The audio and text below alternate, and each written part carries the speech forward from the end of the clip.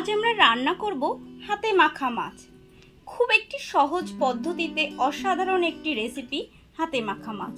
চলুন দেখা যাক কিভাবে তৈরি করছি এই সুস্বাদু রেসিপিটি। এখানে আমি মৌরলা মাছ নিয়েছি, আপনারা যে কোনো ছোট মাছ ব্যবহার করতে পারেন। নিয়ে নিয়েছি একটি বড় পাত্র, তার মধ্যে দিয়ে দেব কুচিয়ে রাখা আলু। এখানে আমি দুটো বড় সাইজের আলু কুচিয়ে নিয়েছি। দিয়ে দিচ্ছি পেঁয়াজ কুচি। এখানে দুটো বড় সাইজের পেঁয়াজ আছে।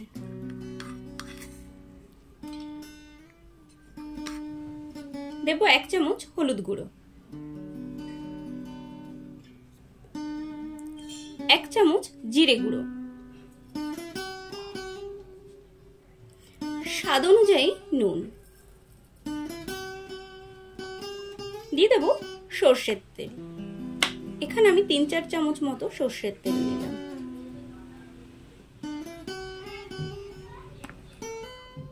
এগুলোকে খুব ভালো করে হাত দিয়ে মেখে নিতে হবে।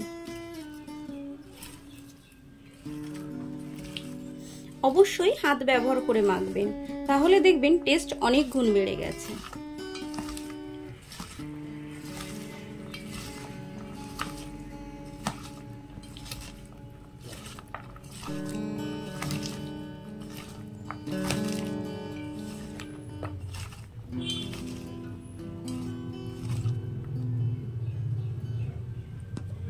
দিয়ে দেব লঙ্কা বাটা।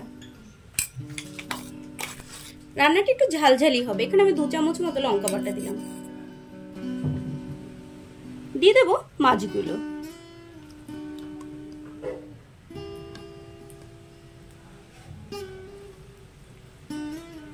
মাছগুলো পরে দেওয়ার কারণ মাছগুলো ভেঙে যাবে না, আর লঙ্কার ঝালটা হাতে একটু কম লাগবে।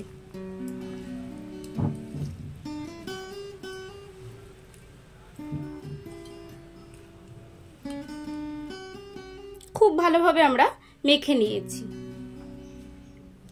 ওভেনে একটি কড়াই বসিয়ে দিয়েছি, কড়াই গরম হয়ে গেছে। দিয়ে দেব 1 চামচ মতো সর্ষের তেল। এই তেলটা দেওয়ার কারণ কড়াইতে যেন মাছটা লেগে না যায়।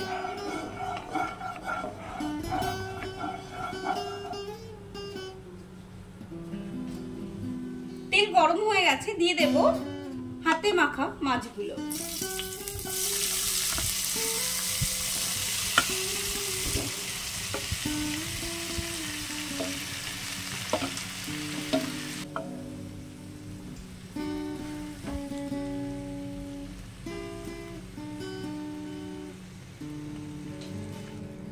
মাছ মাখা পাত্রটি ধুয়ে দিয়ে দেব সামান্য জল।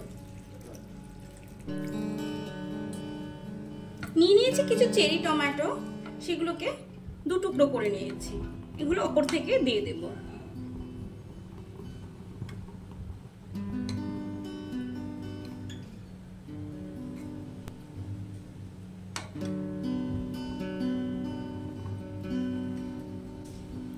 ওপর থেকে দিয়ে দেব 5-6টি কাঁচা লঙ্কা।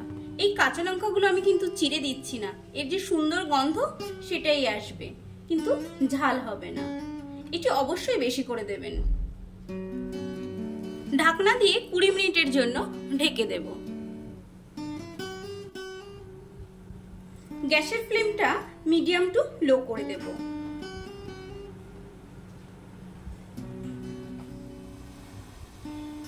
দশ মিনিট পর একবার ঢাকনা খুলব।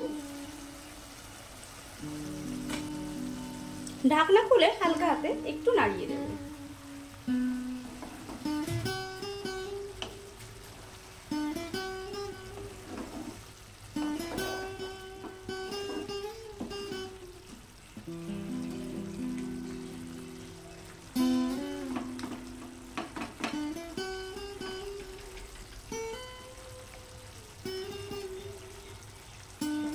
আবার ঢেকে দেব 10 মিনিটের জন্য।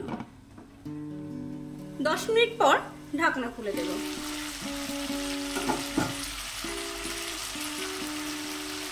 ঝোল শুকিয়ে এসেছে, তল থেকে একটা চিটচিট শব্দ আসছে, অর্থাৎ আমাদের মাছের ঝালটি একদম রেডি। এখন এটাকে নামিয়ে নেব।